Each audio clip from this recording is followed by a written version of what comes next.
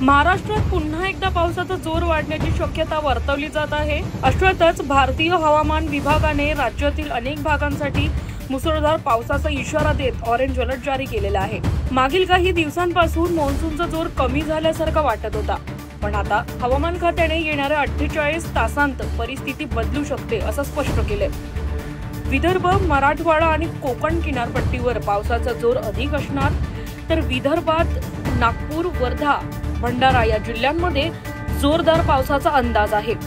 तर कोकणात रायगड, रत्नागिरी आणि सिंधुदुर्ग या जिल्ह्यांना विशेष सतर्कतेचा सल्ला देण्यात आलेला आहे। हवामान खात्यानं शेतकऱ्यांनाही खबरदारी घेण्याचं आवाहन केलं आहे। पीक काढणीच्या टप्प्यांवर असलेल्या भागांमध्ये शेतकरी वर्गानं आपल्या पिकाचं संरक्षण करावं अशी ही सूचना करण्यात आलेली आहे।